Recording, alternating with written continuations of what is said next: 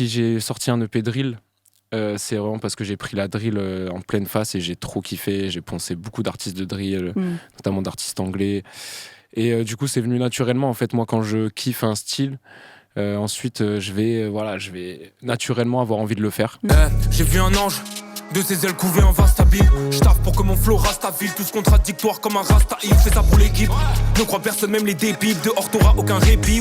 Enchanté, Bonobo, j'espère que t'es installé confortablement. Très bien. Je m'appelle Lou et aujourd'hui on est réunis pour une petite interview pour Blood Corp. Donc ça sera quelques petites questions pour permettre aux auditeurs de mieux te comprendre et comprendre ta démarche artistique dans le cadre du concert Ein Event le 13 janvier 2024. Est-ce que t'es prêt ? Je suis méga chaud. Ok.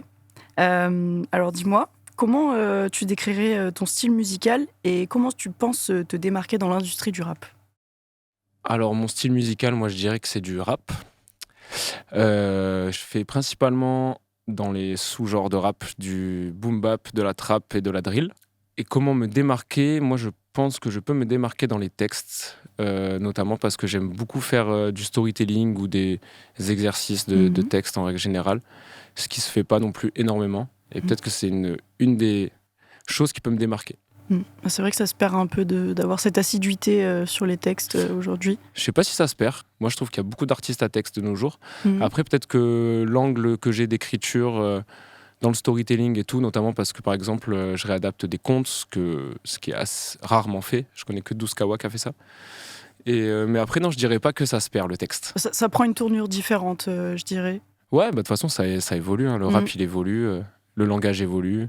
La façon d'écrire, forcément, évolue aussi, ouais. Du coup, quelles sont tes influences musicales et comment elles se reflètent dans ta musique ? Beaucoup de rap US à la base. Beaucoup de rap français aussi, mais j'écoute aussi du rock, j'écoute aussi de l'afro, du reggae, des trucs plus électro, des trucs plus pop. J'écoute beaucoup de choses. Et comment ça se ressent dans ma musique ? Ouais, je pense que par exemple, si j'ai sorti un EP drill, c'est vraiment parce que j'ai pris la drill en pleine face et j'ai trop kiffé. J'ai poncé beaucoup d'artistes de drill, notamment d'artistes anglais. Et du coup, c'est venu naturellement. En fait, moi, quand je kiffe un style, ensuite, je vais naturellement avoir envie de le faire. Je sais que ça fait longtemps que tu fais de la musique. Par conséquent, tu as déjà fait pas mal de scènes, notamment le Celsius au Panama en 2021 et plus récemment cet été le Demi-Festival. Est-ce qu'une de ces performances scéniques t'a marqué et pourquoi ? En fait, j'étais très honoré de participer à ce festival parce que c'est un festival qui rassemble plein d'acteurs du hip-hop en France. Demi-Portion, c'est un artiste que je suis depuis une quinzaine d'années, qui habite à côté de chez nous, qui est à 7. Et je trouve qu'il a fait beaucoup pour le hip-hop. Et j'étais honoré d'être invité là-dessus.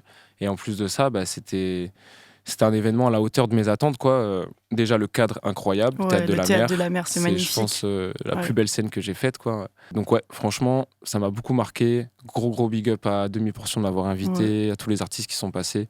Il y avait Apéro Jazz, Petit Copec qui passait juste après moi aussi. Gros big up à eux. Ouais. Ça a régalé. C'est trop cool d'avoir des festivals comme ça. Ah ouais, non, vraiment. Faut y aller. Ouais. Allez-y les gens. En juin 2021, tu as sorti ton EP Avant l'éveil. On ressent vraiment que tu étais dans ton élément et que tes textes étaient sincères. Est-ce que ça a été important pour toi d'être authentique dans cet album ? Je pense qu'en tout cas, c'est important que ça me ressemble. Donc ça, c'est clair que ça peut arriver que je fasse des sons, que j'écrive des textes et je trouve qu'ils me ressemblent pas. Et donc, je les efface, tu vois. Ouais, que je sais pas que ça soit authentique. Enfin, moi, j'essaie pas de mentir, de créer un perso ou quoi que ce soit. Donc, c'est, je pense, assez souvent authentique en quelque sorte, tu vois. Tu bosses avec le collectif La Caravane Records. Ouais. Comment tu travailles avec eux pour concrétiser ta vision artistique et quels sont tes projets avec eux pour la suite ? Alors, La Caravane Records, c'est le collectif avec lequel j'ai commencé à rapper. Okay. Donc, il y a longtemps, quand j'étais au lycée, on est une grosse team de potes d'enfance. Certains qui se connaissent depuis la maternelle, primaire, collège, lycée. Et en fait, on a monté un studio dans une caravane qui était un lieu où on avait l'habitude juste de chiller en fait, entre nous. C'est là où on a commencé à faire du rap. On a monté un groupe qui s'appelle 6ème Densité, avec lequel on a fait pas mal de scènes, on a fait beaucoup de sons, on a sorti plein de trucs. Et ensuite, quand je suis parti en solo, j'ai continué à travailler avec les gens de la Caravane Records, et notamment avec D-Win, qui fait mes mix, avec Basic qui fait certains de mes clips, avec Kodama qui s'est aussi reconverti en réal, qui a fait certains de mes clips.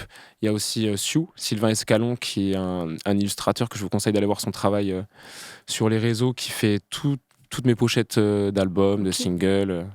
Sur la vision artistique, je suis quand même c'est quand même un truc qui est assez personnel, quoi. C'est moi qui développe beaucoup seul ma vision artistique, et ensuite j'ai besoin de conseils des fois qu'on m'aiguille, et évidemment eux ils sont toujours là pour écouter mes sons, me faire des retours, répondre à mes interrogations, et en tout cas ça reste l'équipe avec laquelle je travaille principalement, quoi. Ouais. En tout cas on voit que tu as beaucoup de beau monde derrière toi, tu as cité beaucoup de gens à aller voir. Et je trouve ça fou parce que on est parti d'un délire de potes. On est vraiment autodidacte.